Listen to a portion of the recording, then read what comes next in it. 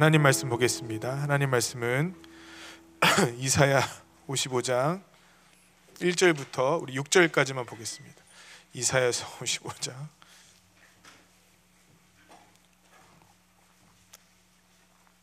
1절부터 6절까지. 이사야서 55장 1절부터 6절까지 말씀을 우리 다 같이 합독하도록 하겠습니다. 이사야서 55장 1절부터 6절입니다. 우리 다 같이 읽겠습니다. 성경이 없는 분들은 화면을 참고하시면 되겠습니다. 읽겠습니다. 시작. 오라 너희 목마른 자들아 물로 나아오라. 돈 없는 자도 오라. 너희는 와서 사 먹되 돈 없이 값없이 와서 포도주와 젖을 사라. 너희가 어찌하여 양식이 아닌 것을 위하여 은을 달아주며 배부르게 하지 못할 것을 위하여 수고하느냐. 내게 듣고 들을지어다. 그리하면 너희가 좋은 것을 먹을 것이며 너희 자신들이 기름진 것으로 즐거움을 얻으리라. 너희는 귀를 기울이고 내게로 나와 들으라. 그리하면 너희의 영혼이 살리라.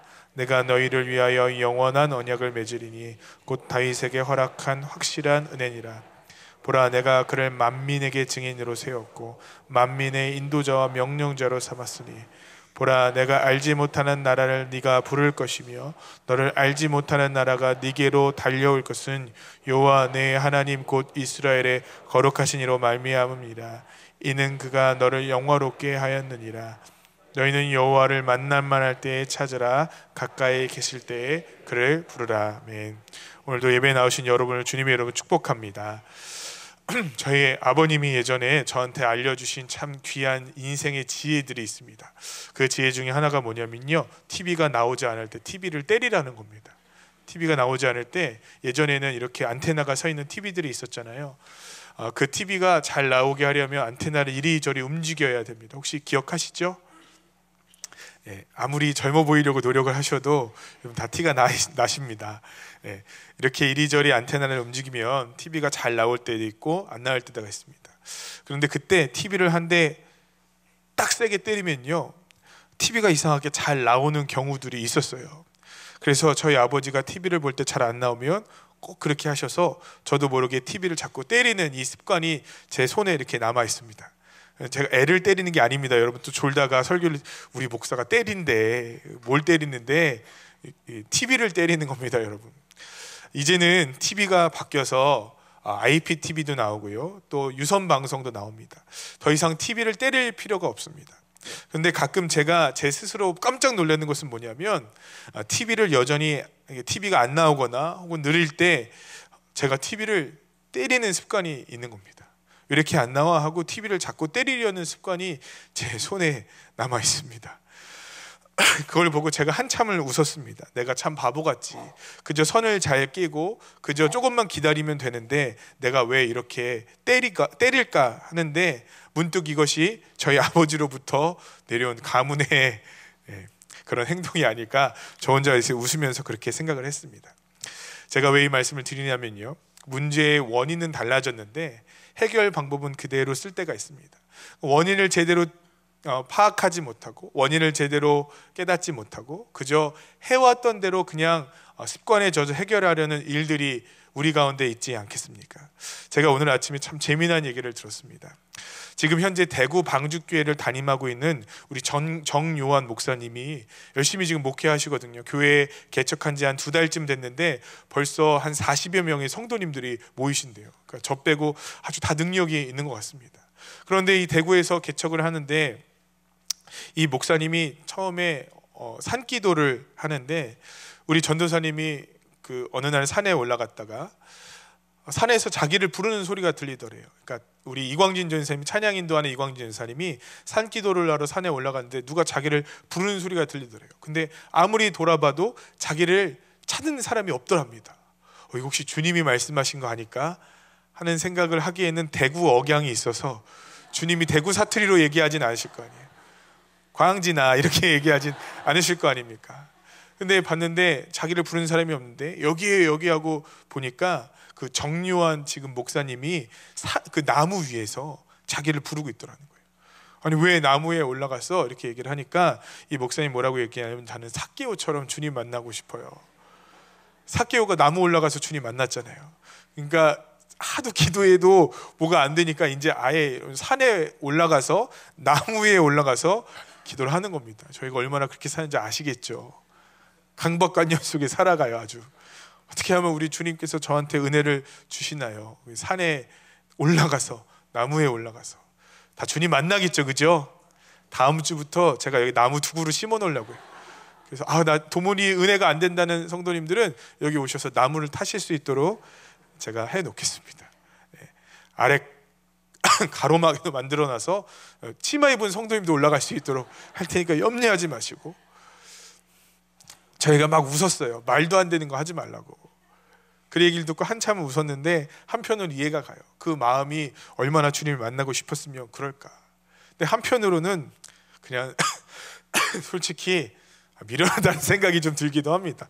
왜냐하면 나무에 올라가는 그 방법이 주님을 만나는 방법은 아닐 거 아니에요, 그죠? 여러분, 나무 잘 타면요 주님 만나나요? 제가 정유원 목사님을 뭐라고 할 생각이 없습니다. 근데 나무를 탄다고 꼭 주님을 만나는 게 아니에요. 뭐가 문제인가요? 마음이 문제죠.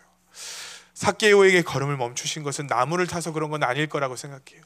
나무를 잘 타는 올림픽 선수가 와도 주님 못 만납니다. 그러나 그 안에 주님을 향한 간절한 열망이 있었기 때문에 그런 것 아니겠습니까?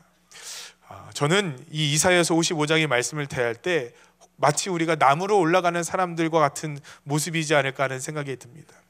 이사야서 55장 1절은 주님께서 이렇게 말씀하십니다. 너희 목마른 자들아 물로 나아오라. 돈 없는 자도 오라. 너희는 와서 사 먹되 돈 없이 값 없이 와서 포도주와 젖을 사라. 그래, 우리 주님께서 우리를 도와주신다는 말씀이구나. 우리 주님께서 우리에게 은혜를 베풀어 주신다는 말씀이구나. 그러면 우리 주님께서 내가 구하는 모든 것들을 다 주시겠다. 마치 산에만 올라가는 사람처럼 우리가 원하는 것들을 방법론적으로 취하는 말씀이 이 55장 1절의 말씀. 주님께서 분명히 값없이 와서 돈 없이 와서 젖과 포도주를 사라고 하셨으니 하나님, 나 오늘 꼭 필요한 그 은혜를 내가 꼭 필요한 것들을 내가 얻어가겠습니다 라고 주님께 얘기하지 않는 것 아닐까 하는 생각을 하게 됩니다. 그런데 이사야서 55장 1절의 말씀을 읽다가 제 마음속에 불현듯 떠오르는 생각이 뭐냐면, 왜 이사야서 55장 1절에 이스라엘 백성들은 목말랐을까 하는 생각이 드는 거예요. 왜 이사야서 55장 1절의 말씀을 들을 때 이스라엘 백성들은 굶주렸을까 하는 생각이 드는 겁니다. 여러분, 천하 만물을 창조하신 우리 여호와 하나님을 믿는데 왜 우리가 굶주립니까? 천하 만물을 창조하신 우리 여호와 하나님을 신뢰하는데 우리가 왜 목마르다고 주님께 떼를 쓰고 애타게 주님을 구하고 있습니까?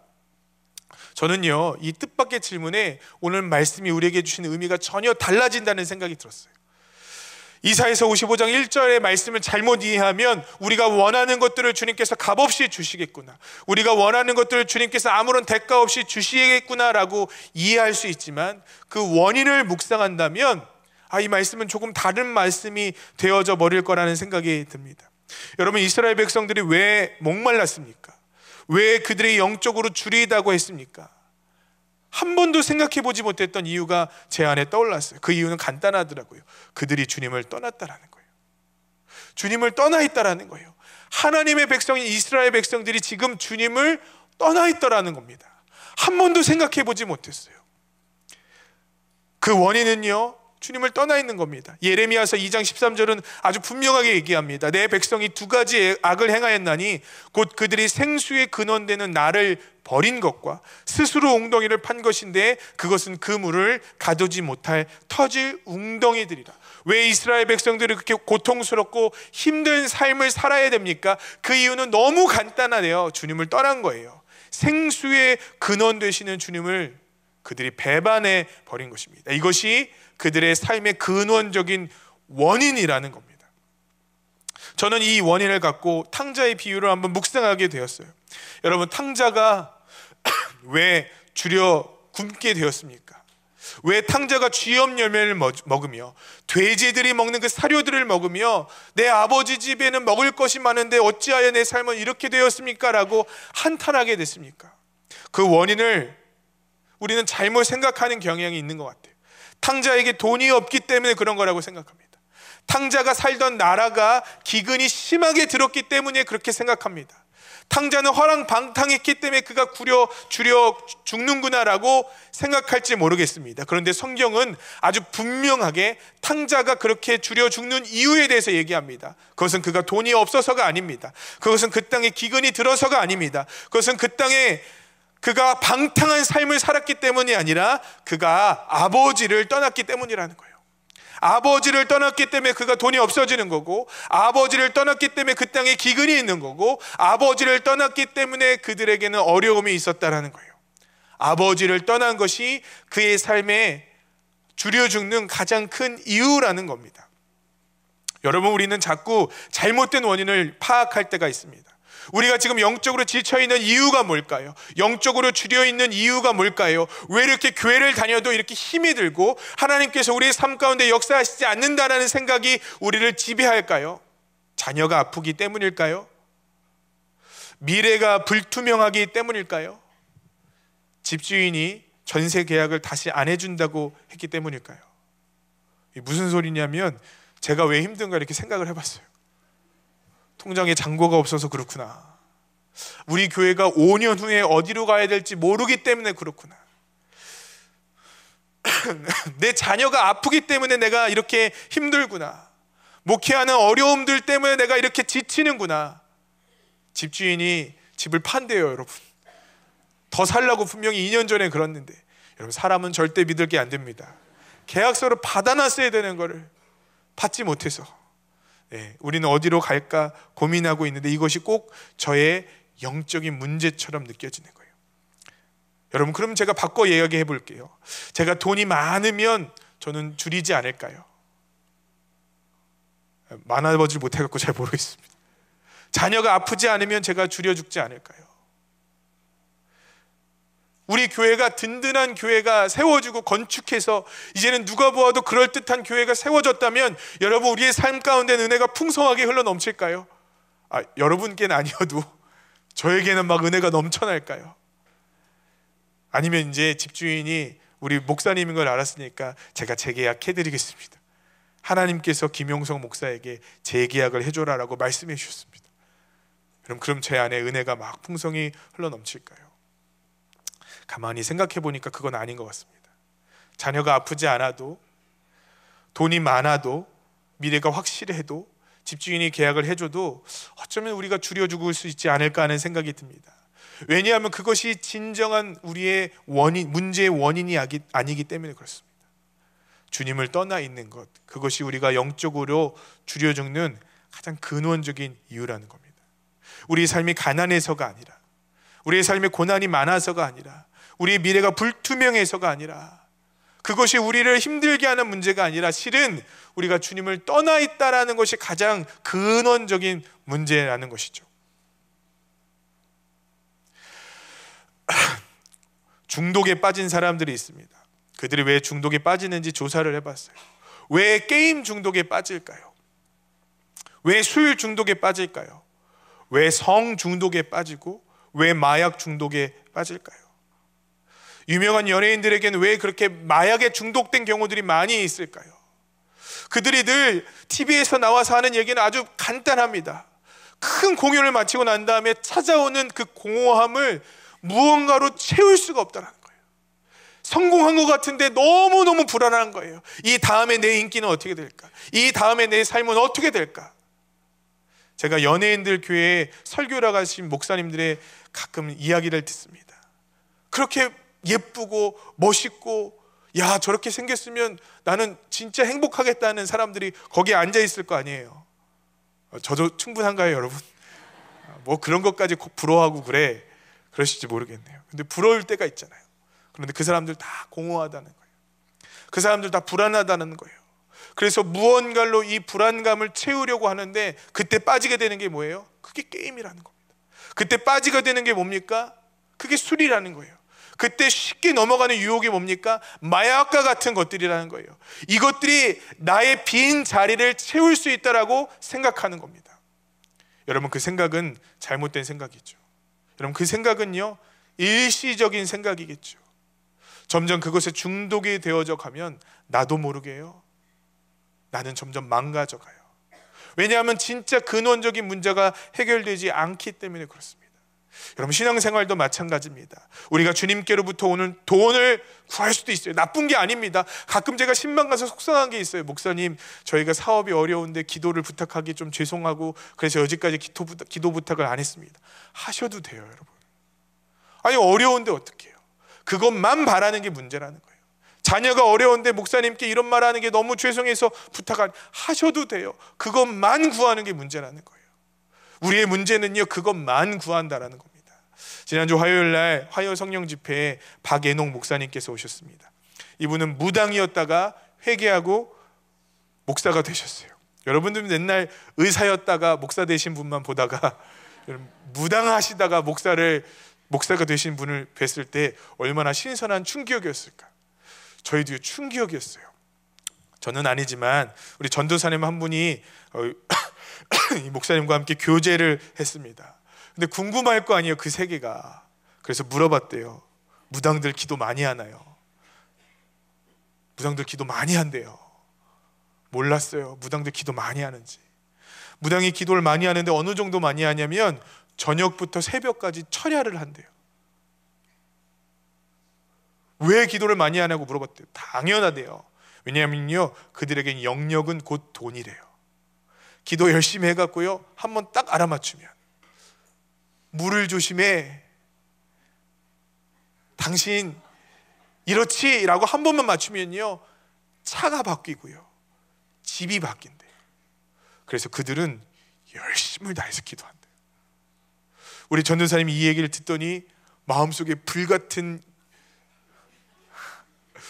같은 어떤 그 열정이 타오르더랍니다. 그래, 내가 오늘부터 무당처럼 열심히 기도해야겠다. 그런데 이내 자기의 마음속에 한번 생각을 해보게 됐대요. 내가 왜 무당처럼 열심히 기도하는가? 과연 우리가 무당과 다른 게 뭘까? 우리가 열심히 기도해서 돈도 얻고, 열심히 기도해서 다른 사람도 막 맞추고, 열심히 기도해서 우리 성도님 과거에 이런 삶을 살았어, 얼마나 힘들었어, 그렇게 얘기하면 여러분 차가 바뀌어요. 그것과 우리가 기도하는 것이 무엇이 다를까?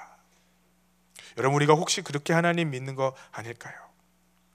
우리가 이렇게 기도하는 이유, 우리가 열심히 예배를 드리는 이유가 우리가 원하는 것들을 어떻게 하면 얻어낼 수 있을까?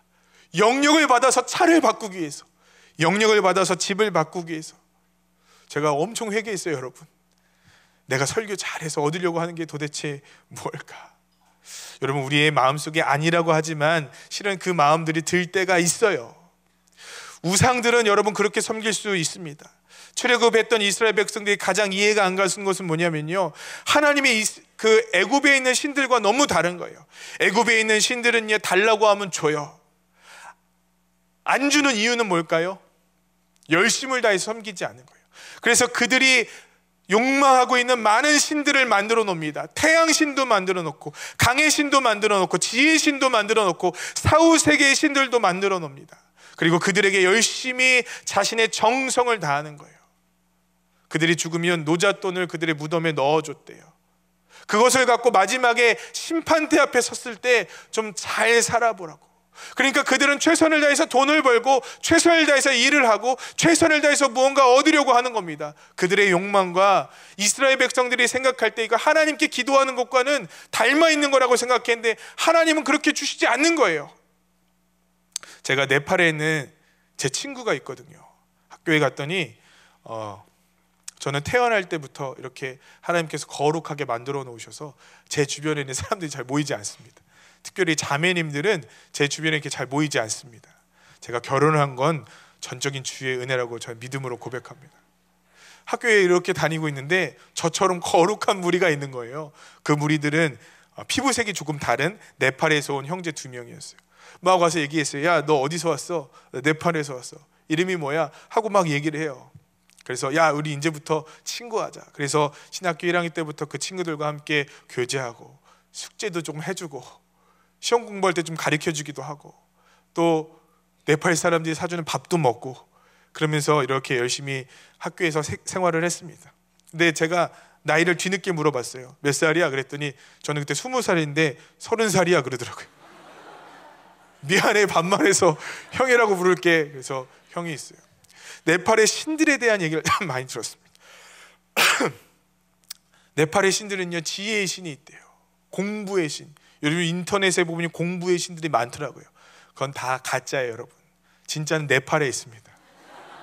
이 네팔에 있는 공부의 신이 어떻게 공부의 신을 섬기는 거냐? 예를 들면 공부를 하다가 노트가 떨어졌어요.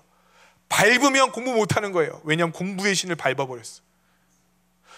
연필을 막 쓰고 있다가 연필을 부러뜨려 버렸어요. 그러면 공부 못하는 거예요. 왜냐하면 공부의 신이 진노해서 이 지혜를 걷어가 버리는 겁니다. 그러면서 책도 밟으면 안 돼, 문지방도 밟으면 안 돼, 뭣도 하면 안 돼, 뭣도 하면 안 돼. 왜냐하면 섬겨야 될 신들이 너무 많은 거예요. 그 말은 뭐냐면요, 섬겨야 될, 받아야 될 욕망들이 너무 많다는 거예요. 여러분, 이스라엘 백성들이 그랬습니다. 애굽에는요 그런 신들이 많이 있었거든요. 그러니까 내가 원하는 대로 하나님께서 주실 거라고 생각하고 최선을 다해서 기도하고 주님을 따라갔습니다. 그런데 웬걸요, 주님이 주실 때도 있는데 안 주실 때도 있어요. 저는 성경을 읽으면 가장 이해가 안 갈 때가 있어요. 여러분, 홍해를 건너게 하셨어요. 믿으세요? 그런데요, 왜 목마름 주시냐고요. 홍해를 건넌 다음에 바로 가나안 땅에 있으면 좋은데 왜 광야길을 건너가게 하시냐고요. 이해되세요, 여러분? 아니, 주님께서 예배를 드리는데 기가 막힌 은혜를 주시는데 내가 원하는 대로 이상하게 다 들어주시지를 않으세요. 필그림 교회 담임까지 시켜주셨는데 왜 애 병은 안 고쳐주시냐. 저는 그 미스테리예요, 미스테리. 남의 병은 낫는데 꼭 우리의 병은 안 나요. 이해할 수 없어요. 하나님 왜 그러시죠? 아, 정성이 부족하구나. 최선을 다해서 기도해요. 여러분, 심지어 사도 바울은 3번을 기도했는데 하나님께서 내 은혜가 내게 족하다 하셨다는 거예요. 이스라엘 백성들이 이해가 안 되는 거예요. 하나님 도대체 어떤 분이냐. 신명기에 보면 이렇게 이해 안 되는 이스라엘 백성들을 이해시키는, 하나님이 어떤 분인지 알게 하시는 말씀이 나온다고 생각합니다. 신명기 8장 3절이에요. 너를 낮추시며 너를 줄이게 하시며 또 너를 알지 못하며 내 조상들도 알지 못하던 만나를 내게 먹이신 것은, 이렇게 기록하고 있습니다. 여러분, 하나님이 은혜를 안 주세요? 아니에요. 은혜를 주세요. 어떤 은혜를 주시냐? 내 조상이 알지 못하는 만나를 먹는 은혜를 주세요. 우리가 구하지 않아도, 우리가 전혀 경험해 보지 못한 하나님으로부터 오는 은혜를 주시는 분이 우리 여호와 하나님이십니다. 그런데 그 앞에는 뭐래요? 너를 낮추시고 너를 줄이게 하신대요. 아, 정작 하나님 은혜가 필요할 땐 안 주세요. 낮추시고 우리를 줄이게 하시고 우리를 꼭 못 살게 하시는 것 같아요. 하나님은 참 일관성이 없으십니다. 그죠? 하나님은요 참 줏대가 없으신 것 같습니다. 사랑하시려면 끝까지 사랑하시지, 우리를 베푸시려면 끝까지 베풀어 주시지. 어떤 때는 낮추신대요. 어떤 때는 줄이게 하신대요. 어떤 때는요 우리가 구하지 않아도 알지 못하던 만나를 주신대요. 이유가 뭐냐고요. 이유가 8장 3절 하반절에 나옵니다. 사람이 떡으로만 사는 것이 아니요 여호와의 입에서 나오는 모든 말씀으로 사는 줄을 너희들이 알게 하려 하십니다. 여러분, 하나님께서 우리의 근원적인 문제를 다루시는 거예요. 우리를 높이시고 우리를 배부르게 하시고 우리에게 알지 못하는 은혜를 주시는 것이 우리에게 축복이고 우리에게 주시는 큰 은혜일 수 없다라는 거예요. 왜냐하면 우리의 근원적인 문제는 그것이 아니기 때문에 그렇다는 겁니다. 우리의 근원적인 문제는 우리가 높아진다고 해결되는 문제가 아니래요. 우리의 배부름이 채워진다고 해결되어지는 문제가 아니래요. 우리의 근원적인 문제는요 떡으로만 사는 존재가 아니라 여호와의 입에서 나오는 말씀으로, 하나님이 자신의 말씀을 통해 계시하셨거든요. 그러니까 여호와 하나님으로만 살아야 되는 존재인 것을 우리로 알게 하시기 위함이라는 겁니다. 여러분, 인정하세요? 정말 아멘이십니까? 우리 근원적인 문제는 우리가 주님을 떠나 있고 우리와의 주님과의 관계 때문이라는 겁니다. 자, 이런 관점으로 우리 이사야서 55장 1절과 2절을 다 같이 한번 읽어보겠습니다. 1절과 2절 읽겠습니다. 시작. 오라.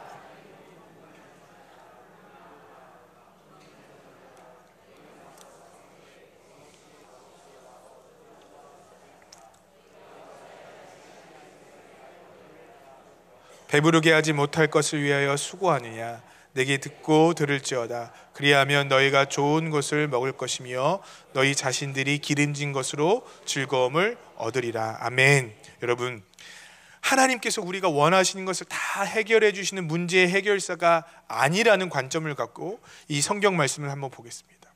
하나님께서 오호라, 목마른 자들아, 줄인 자들아, 돈 없는 자들아, 다 나한테 와서 돈 없이 값 없이 포도주와 젖을 사라.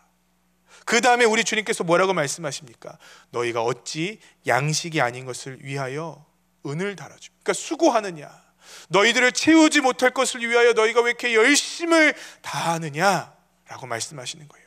이 말씀은요, 그냥 우리가 열심을 다해서 의지하면 되겠지라는 류의 말씀이 아닙니다. 그것은 우리가 하나님의 말씀을 반만 아는 거예요. 이 말씀에 대한 주석으로 어떤 목사님께서 이렇게 얘기하십니다. 여호와께서는 이 위대한 소환을 통해, 이 위대한 약속의 말씀을 통해서 바벨론의 위세와 바벨론의 신들에 매료되고 매혹당한 지난날의 삶을 모두 버리라고 촉구하신다. 여러분 가만히 보세요. 이 말씀은 우리가 원하는 것들을 다 이루어 주신다는 말씀이 아닙니다. 우리가 원하는 대로 주님께서 다 해결해 주신다는 말씀이 아닙니다. 아니, 오히려 우리가 생각하고 오히려 우리가 기대했던 것보다 더 큰 은혜와 축복을 주시겠다는 말씀입니다. 그 말씀은요, 우리의 더 근원적인 문제를 해결하여 주시겠다는 말씀입니다.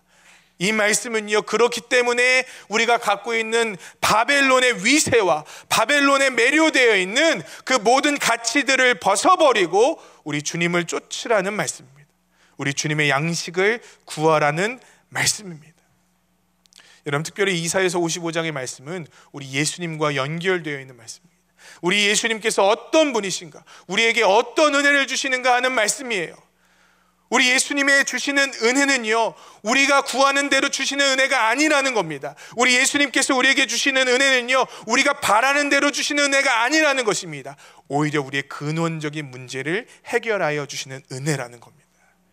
찾는 거 중요해요. 열심히 구하는 것도 중요합니다. 그러나 먼저 우리가 예수를 믿는다라는 것은 우리가 갖고 있는 것을 버린다라는 거예요. 갖고 있는 것을 내려놓는다.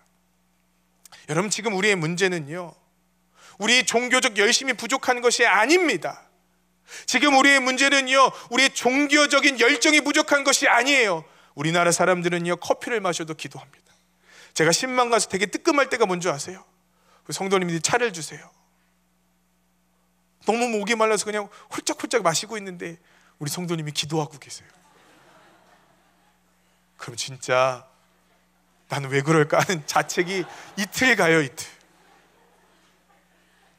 우린 차 한 잔 먹어도 기도해요. 이게 버릇이 얼마나 무서운지 술을 먹어도 기도할 때가 있어요. 술집에 가서 기도하는 분들 전 많이 봤습니다. 아니, 많이 봤다고 하면 좀 이상하네요. 많이 들었습니다. 열정이 문제가 아닙니다. 주님의 우리 열정이 부족하다고 말씀하시는 것이 아니라 우리의 열정이 모자라다고 말씀하시는 것이 아니라 우리가 갖고 있는 것들을 버려야 된다는 말씀이라는 거예요. 이게 이 말씀을 더 깊이 이해하는 것이 아닐까 하는 생각이 듭니다. 여러분, 우리 주님께서 우리에게 그 아들 예수 그리스도를 주셨어요. 그것은 우리가 단지 우리가 먹고 사는 문제를 해결받으라고 주신 은혜가 아니라는 것입니다. 더 근원적인 문제를, 우리의 더 깊은 영혼의 문제를 건드는 것이, 해결하는 것이 우리 주님께서 오신 이유라는 것이고 우리가 신앙생활하는 목적이라는 것입니다. 여러분, 기억하셔야 될 것이 있어요. 다음 주부터 우리 교회 안 나오셔도 돼요. 안 나오시면 좀 속상하긴 하겠습니다. 이거는 꼭 기억하십시오. 더러운 그릇에는 하나님께서 어떤 것도 주실 수 없어요. 여러분, 우리는 가장 기본적인 이 진리를 잊어버립니다. 더러운 그릇에는 하나님이 그 어떤 것도 부어질 수 없습니다. 주님이 그 그릇을 쓰실 수 없어요. 주님께서 분명히 말씀하셨습니다. 집에 많은 그릇이 있다. 금그릇과 은그릇과 질그릇이 있는데 어떤 그릇을 쓰겠느냐. 성경은 얘기합니다. 정결한 그릇을 쓴다고요. 여러분, 이 당연한 진리를 우리가 잊어버릴 때가 참 많이 있습니다. 여러분, 주님께서 55장 1절에 기가 막힌 은혜를 준비해 두셨습니다. 이것이 우리 앞에 놓여진 회복의 은혜입니다. 그런데 이 은혜는요, 어떤 자들에게 주십니까? 버린 자들, 포기한 자들, 내려놓은 자들, 바벨론의 신들에 매료되어 있는 자신의 가치를 꺾어버린 자들에게 그 은혜를 주시겠다고 약속하시는 것입니다. 포도주와 젖은 당시 노동자들이 구할 수 없는 것이었습니다. 우리 성도님들이 조시는 분들이 있어서 제가 재밌는 얘기 해드릴게요. 제가 다다음 주에 송도에 있는 어떤 큰 교회에 설교하러 가요. 대단하죠, 그죠? 핫한 교회 담임 목사입니다. 근데 전화가 왔어요. 그 부목사님께, 제가 잘 아는 목사님이신데 5시에 설교를 하고 6시에 설교를 하고 그 다음에 식사를 한대요. 저는 식사 안 하면 안 돼요. 아니, 예약을 다 해놨대요. 그리고 담임 목사님과 이렇게 같이 얘기를 했으면 좋겠대요. 저한테 물어볼 게 너무 많대요. 궁금해요. 무슨 질문을 하실지. 그런데 뭐라고 얘기하냐면, 그럼 밥은 어디서 먹나요? 그랬더니 쉐라톤 호텔에서 밥을 먹는다. 제가 아무것도 없습니다. 그날 아침에는 쉐라톤 호텔 갈 수 있습니다 얘기를 했어요. 저 설레네요. 쉐라톤 호텔 처음 가는데. 그랬더니 그 목사님께, 아니 그 필그림교회 담임 목사님인데 쉐라톤 호텔도 안 가봤어요? 안 가봤거든요. 저희는 그 아침을 정말 쉐라톤 호텔에서 먹는 거예요. 우리는 보통 여기 기사식당이나 이런 쪽을 이용하는데 거기는 쉐라톤 호텔에서 식사를 한다는 거예요. 얼마나 여러분 기대가 되는지 모르겠습니다. 아무튼 그날 은혜가 돼갖고 여러분, 제가 밥을 먹는데 조금 더 부족하지 않도록, 민망하지 않도록 저를 위해서 기도해 주셨으면 좋겠어요. 밥을 먹고 그 다음에 또 막 저한테 얘기를 하더라고요. 막 웃으면서, 그럼 성지순례는 가봤냐고 물어보더라고요. 제가 아프리카는 지난주에 5번 갔다 왔는데 성지순례는 못 갔다고. 그랬더니 정적이 흘러요. 우리는 그런 시스템이 아닙니다. 그런 은혜는 우리 가운데 없습니다. 여러분, 그런 사람이요 매일 쉐라톤 호텔에 갈 수 있어요. 여러분, 기가 막힌 은혜를 주신다는 거예요. 여러분, 주님께서 우리에게 지금 베풀어 주신 은혜는요, 쉐라톤 호텔 조식보다 훨씬 더 좋은 은혜라고 지금 55장 1절에 얘기하는, 그 얘기하려고 그랬습니다. 포도주와 젖이 여러분, 그때는요 굉장히 비싼 개념이었어요. 그때는 감히 사람들이, 노동자들이 가질 수 없는 거라고 생각하는 거였어요. 근데 그거를 주겠다. 이게 파격적인 약속이거든요. 파격적인 은혜거든요. 근데 이 은혜를 언제 주시느냐? 2절에 돌아올 때, 너희들이 갖고 있는 것들을 내려놓을 때 즐거움을 얻을 거라고 말씀하시는 겁니다. 이 말씀이요, 저는 신약에 있는 한 말씀과 오버랩됐습니다. 요한복음 2장 19절입니다. 예수께서 대답하여 이르시되 너희가 이 성전을 헐라 내가 사흘 동안에 일으키리라. 여러분, 그때 당시에 헤롯 성전은요, 어쩌면 정치적인 목적으로 지어진 성전이었을지 모르겠습니다. 어쩌면 사람들의 더러운 욕망들이 서로 합의하고 만들어낸 거대한 종교적인 결과물이 헤롯 성전이었을 것입니다. 그때 예수님께서 헤롯 성전을 보며 이렇게 말씀하십니다. 너희가 이 성전을 헐라 내가 사흘 동안에 일으키리라. 여러분, 주님께서는 거룩한 성전, 즉 자신의 그 구원의 사건이 일어날 것을 약속해 주셨습니다. 근데 그때 뭐라고 얘기하시냐면 이 성전을 헐어버려야 된다고 말씀하세요. 이 성전은 잘못된 것이라고 말씀하십니다. 저는 이 말씀이 55장 이 말씀을 읽다가 오버랩 되는 거예요. 왜냐하면요, 우리 주님께서 뭐라고 말씀하시냐면요, 너희가 헐면 내가 세울 거라고 말씀하시거든요. 너희가 헐면 내가 거룩한 성전을 세워줄 것이다, 내가 일으켜줄 거라고 말씀하시거든요. 이 55장 말씀도 동일하다고 생각합니다. 너희가 그 바벨론에 매료되어 있는 너의 허상들을 무너뜨릴 때 내가 거룩한 하나님의 약속들을 이루어 갈 것이다 라고 약속해 주시는 것 아니겠습니까? 여러분, 우리는요 왜 예배 드리는지 가끔 잊어버릴 때가 있어요. 자꾸 무언가를 얻어내려고 예배 드립니다. 자꾸 무언가를 하려고 예배 드립니다. 자꾸 무언가를 더 많이 소유하려고 예배 드릴 때가 많이 있습니다. 그러나 오히려 주님께서는 그 반대라고 말씀하시는 거예요. 우리가 상상한 것보다 더 큰 은혜를 주실 텐데, 그 은혜는요 오히려 우리가 갖고 있는 그것들을 부셔버리고 내려놓고 포기할 때 주시는 은혜라는 것입니다. 여러분, 우리가 예배를 드리는 것은요, 우리가 갖고 있는 자아의 욕망들을 부셔버리라고 예배 드리는 것입니다. 우리가 예배 드리는 이유는요, 우리가 잘못 세웠던 마치 바벨론과 같은 우리의 의들을 부셔버리라고 예배 드리는 것입니다. 그러면 주님께서 우리 가운데 새 일을 행하신다라는 거예요. 아니, 오히려 그 은혜는 우리를 부셔버리고 우리를 새롭게 하는 은혜라는 것입니다. 우리 6절을 다 같이 한번 볼까요? 6절 읽겠습니다. 시작. 너희는 여호와를 만날 만한 때에 찾으라. 그를 부르라. 도대체 주님을 만날 만한 때가 언제일까요, 여러분? 이 말씀을 묵상하다 불현듯 깨달아집니다. 우리가 주님을 만날 만한 때는요, 이 이사야서에서 너희들이 만날 만한 때에 부르라고 하시는 그 이유는요, 이제 이스라엘 백성들의 모든 경우의 수가 다 깨져버렸거든요. 그들은요 열심히 세상에 있는 신들을 섬겼습니다. 왜냐하면 그것이 자신의 문제를 해결해 줄 것이라고 생각했기 때문이에요. 그것이 자기의 해결사라고 생각해 버렸기 때문입니다. 그런데 그 모든 것들이 무너졌어요. 주님을 배반했던 그들의 삶은 허망과 패망과 절망으로 빠져들었습니다. 주님을 떠나 있더니 그들이 이제는 유리걸식하며 성전은 무너지며 이방인들의 지배를 받게 되었다라는 거예요. 근데 주님께서 이때를 그때라고 하세요. 이때가 오히려 주님께서 일하실 때라고 얘기하세요. 여호와를 만날 만한 때가 도대체 언제입니까? 우리가 열심을 다하고 우리가 종교적으로 최선을 다하는 그때는 저는 아닌 것 같아요. 오히려 이 6절의 말씀은요, 우리의 모든 생각과 행동과 삶이 틀렸다는 것을 인정할 때입니다. 주님, 내 생각은 틀렸습니다. 주님, 내 자아의 욕망은 철저히 잘못되어졌습니다. 내가 섬기려고 했던 그 이방신들을 섬기는 나의 태도들은 잘못되었습니다라고 인정하는 그때라는 거죠. 7절을 다 같이 한번 봅시다. 읽겠습니다. 시작. 악인은 그의 길을, 불의한 자는 그의 생각을 버리고 여호와께 돌아오라. 그리하면 그가 긍휼히 여기시리라. 우리 하나님께로 돌아오라. 그가 너그럽게 용서하시리라. 여러분, 주님께 돌아오는 것은 뭘까요? 관념의 회개가 아니에요. 우리가 주님 앞에 돌아오고 주님께서 우리 가운데 새 일을 행하시는 것은 뭘까요? 우리의 생각 속에 무언가를 쫓고 구하는 것이 아니에요. 7절은 아주 구체적으로 얘기합니다. 악인은 그 길을 버려야 된다. 불의한 자는, 의롭지 않은 그의 가치관들을 버리고 주님께로 돌아와야 한다. 그때 우리 주님께서 우리를 세우실 것이다. 그때 우리 주님께서 우리를 쉐라톤 호텔보다 더 기가 막힌 은혜로 우리에게 부어주실 거다. 그게 약속하시는 저는 말씀이라고 생각합니다. 저는 얼마 전에 한 글을 읽었습니다. 어떤 한 신학교 교수님이 쓴 글이에요.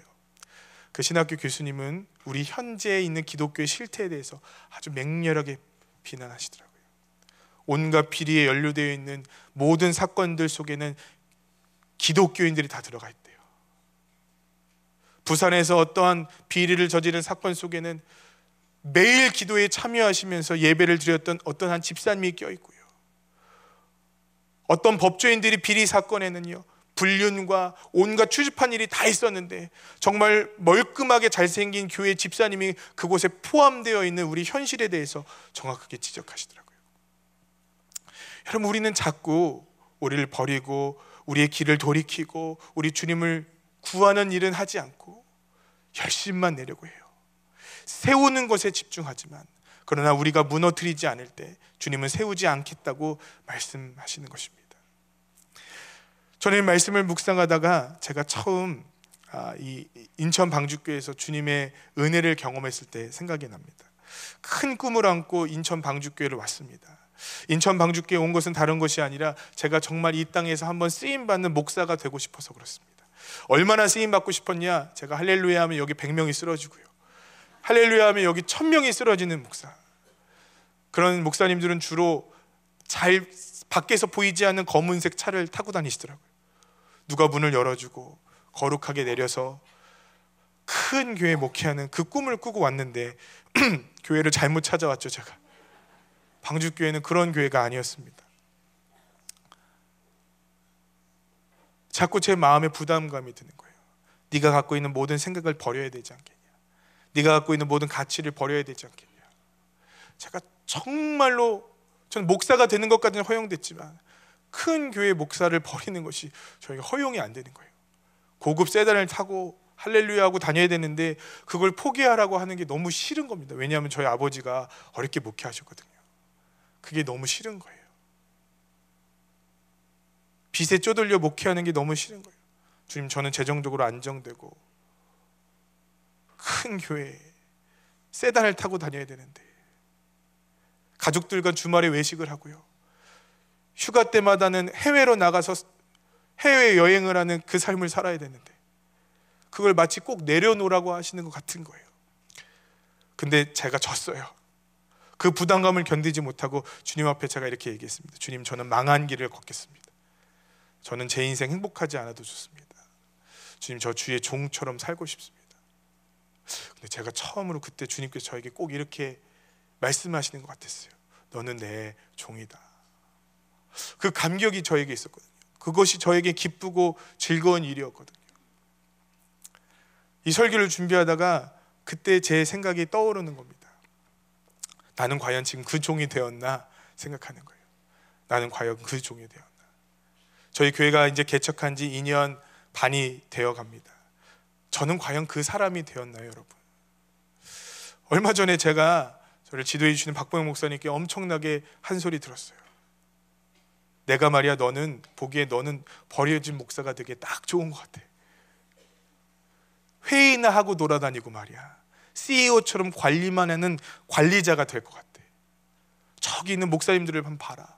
매일 전도하고 기도하고 말씀 나누는데 너는 꼭 그렇게 될 것 같아. 그러시는 거예요. 제가 얼마나 화가 나든지 나름대로 열심히 한다고 했는데 그 제 상황이 너무 웃긴 거예요. 진짜 맞더라고요. 그냥 사람들한테 지시만 하고 바쁘게 돌아다니는 것 같은데 제가 정작 중요한 일은 하지 않는다는 것 같은 제 마음에 자책이 드는 거예요. 그래서 제가 다른 것들은 좀 줄여고 있고 이제 저 목사님들처럼, 개척교회 목사님들처럼 내가 전도해야겠다. 지난주 토요일 날, 어제는 더 바이블 교회라고 마가의 다락방 근처에 새롭게 교회하시는 목사님 찾아갔습니다. 그분은 매일 전도하신대요. 목사님, 저도 여기서 전도해도 될까요? 저희 교회 전도팀들 혹시 전도하실 분들이 계시면 그런 개척교회들 자주 찾아갈 테니까 함께 가서 전도해 주세요. 저 옛날에 전도 되게 잘했거든요, 여러분. 안 믿겨지시죠? 옛날엔 지하철에서 하고요, 이대 앞에서도 하고요, 제가 여기서 전도하고 있으면 연세대 앞에 가서도 하고, 전도하고 있으면 저기 좀 이상한 정신이 나간 것 같은 할머니가 저 반대편에 전도하고 있는 거예요. 그럼 너무 하기가 싫은 거예요. 내가 저 사람처럼 보일까 봐. 그렇게 열심히 전도했는데 어제 막상 전도지를 들고 전도하러 나갔는데 이게 잘 안 되더라고요. 심장이 쿵쾅쿵쾅 거리더라고요. 그래서 괜히 공원을 한 바퀴 씩 돌았습니다. 안 되겠다. 전도지를 붙잡고 전도지를 잡고 우리 할아버지에게 찾아가 복음을 전했어요. 그래서 한 20-30분 정도 얘기를 하고, 야, 이제 이쯤이면 넘어왔겠다. 보통 그렇게 얘기 안 해주시거든요. 이제 교회 나오시죠. 그랬더니 안 나온대요. 그럼 이름이라도 알려주시죠. 안 가르쳐 준대요. 영혼의 교제를 했거든요, 여러분. 제가 그래서 나왔는데 제 마음에 그런 생각이 드는 거예요. 내가 왜 이렇게 주님과 멀어졌을까? 하나님께서 기뻐하시는 그거 하겠다고 했고, 내가 그렇게 싫어하는 그 CEO처럼 내가 되지 않겠다고 생각했는데 어느 날 그렇게 되어버려져 있는 저의 모습을 보고 제가 요즘에 많이 반성하고 있습니다. 성도님들, 저를 위해서 기도해 주십시오. 제가 그 CEO의 삶 살지 않고 주님께서 기뻐하시는 그 길 걸어갈 수 있도록 저를 위해서 꼭 기도해 주십시오. 저는 성도님들에게 부탁드리고 싶은 것이 있습니다. 우리의 바벨탑은 무너져야 합니다. 우리의 바벨탑은요, 철저히 무너져야 합니다. 그것이 우리가 은혜 받는, 저는 가장 확실한 방법이라고 생각합니다. 저는 그래서 우리 성도님들에게 부탁드리고 싶은 것이 있어요. 그것은 여러분이 갖고 있는 잘못된 길과 악한 생각들을 철저하게 버리기를 주님의 이름으로 축복합니다. 그것이 회개예요. 왜 우리 교회는 회개에 대해서 그렇게 많이 얘기할까요? 왜 회개에 대해서 그렇게 강조할까요? 주님의 사랑, 은총, 하나님께 주시는 그 한량없는 은혜는 왜 잘 얘기하지 못할까요? 여러분, 우리가 그 한량없는 은혜를 받기 원한다면 우리의 자아가 무너져야 되기 때문에 그렇습니다. 요한계시록의 어느 한 교회는 예수님을 문 밖에 세워두고 있다라고 얘기합니다. 교회인데 어떻게 주님을 문 밖에 세워두고 있습니까? 왜냐하면 주님보다 높아진 것들, 왜냐하면 주님보다 사랑하는 것들이 그 마음 가운데 있기 때문에 그런 건 아닙니까? 신앙생활은 꼭 그렇게 되어지더라고요. 열정으로 시작했으나 육체로 마치는 경우들이 얼마나 많이 있는지 모르겠습니다. 2년 반이나 지난 이 시점에 우리가 반드시 점검해야 되는 것은 뭐냐면, 과연 나는 끊임없이 이 바벨탑을 무너뜨리고 있는가? 과연 나는 악한 길에서 떠나고 있고 불의한 생각에서 벗어나고 있으며 하나님께서 기뻐하시는 그 길을 돌아가기 위하여 몸부림치고 있는가를 물어봐야 되지 않겠습니까? 종교적인 허세가 제 안에 들어갈지 모르겠어요. 이제 사람들이 많이 모이니까 이쯤이면 됐다라고 생각하는 마음이 있는지 저에게 모르겠어요. 여러분, 사람은 그렇게 되더라고요. 우리 성도님들 끝까지 주의 길을 걸어갈 수 있게 되기를 주님의 이름으로 축복합니다. 이 풍성한 은혜가 우리 삶 가운데 늘 넘쳐나기를 주님의 이름으로 축복합니다. 그러면 우리는요, 계속 부수는 거예요. 우리는 계속 주님 앞에 낮아지는 것입니다. 오늘은 성찬을 합니다. 오늘 성찬에는요, 우리 성도님 중에 한 분이 기도하면서 직접 떡을 만드셨어요. 그 하얀색 떡 위에 십자가를 올려놓고 우리 성도님들과 함께 은혜 나누길 원하셔서 그 떡으로 성찬을 할 겁니다. 이 성찬을 할 때, 우리가 주의 몸과 피를 받을 때, 여러분, 이제 우리의 그 가치들이 깨어지는 순간이 되기를 주님으로 축복합니다. 요한복음 8장은요, 가늠하다 붙잡힌 여인의 이야기입니다. 이 붙잡힌 여인은요, 망신당했어요. 망신도 이런 망신이 없어요. 옷은 찢겨졌고요, 온몸은 피멍이 들었고요, 남자들은 조롱하듯 놀렸을 것입니다. 어쩌면 성적인 농담을 섞어가면서 그 여인을 범했던 남자들도 낄낄거리며 웃었을지도 모르겠습니다. 수없이 많은 남자들이 돌을 들고 여인을 죽이려고 했어요. 그때 주님께서 찾아가시죠. 죄 없는 사람이 돌로 쳐라. 아무도 돌로 그 여인을 쳐 죽이지 못합니다. 그 말은 뭐냐면 여인을 포함하여 그 자리에 있던 모든 사람들은 다 죄인이었다라는 거예요. 그런데 딱 한 명만 용서받습니다. 그 사람은 가늠하다 붙잡힌 여인입니다. 그 죄가 약하기 때문일까요? 그 죄가 경하기 때문일까요? 아니라고 생각해요. 그 죄는 중죄입니다. 그 죄는요, 악한 죄입니다. 그런데 그 가늠하다 붙잡힌 여인이 하나님의 용서함을 받았던 이유는요, 저는 한 가지라고 생각합니다. 그 여인은 그 모든 사람들 중에 가장 망하고 낮아지고 파산당한 사람이었어요. 그의 인생은 망한 인생이었어요. 주님 앞에 그 망한 인생을 붙잡고 올 때 주님께서 오직 그 여인 한 사람에게 찾아가 내가 너의 죄를 정죄치 않는다 약속하시고, 다시는 다시는 그러한 삶을 살지 말라고 당부하시고 그녀를 제자로 받아들여 주십니다. 여러분, 오늘 우리 가운데 하나님의 한량없는 은혜를 받는 사람들이 있습니다. 그 사람들은요, 우리 주님 앞에 철저히 자기의 생각과 삶이 망했다고 인정한 사람들입니다. 그것을 회개라고 여기는 사람들. 여러분, 그 은혜가 우리 가운데 임하기를 주님으로 축복합니다. 그리고 우리 성찬을 받을 때, 주님, 나의 생각과 나의 길은 망했습니다. 내 자아의 방법대로 나는 살아가면 안 되는데 주님, 난 이렇게 변질되고 말았습니다. 하나님, 나를 이끌어 주십시오. 나의 철저히 주님의 방법으로 살아가고 싶습니다.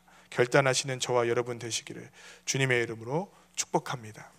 우리 찬양하고 함께 성찬을 준비했으면 좋겠습니다. 내게 있는 향유 옥합 주께 가져. 여러분, 언제 향기가 납니까? 옥합이 깨질 때 향기가 넘쳐나는 것 아니겠습니까? 하나님, 오늘 내가 내 생각을 깨버리고 내 가치를 깨버리고 주님 앞에 나아갑니다. 그것이 십자가를 대하는, 그것이 성찬을 대하는 우리의 자세여야 합니다. 우리 찬양하고 함께 성찬을 준비하겠습니다. 찬양합니다. 내게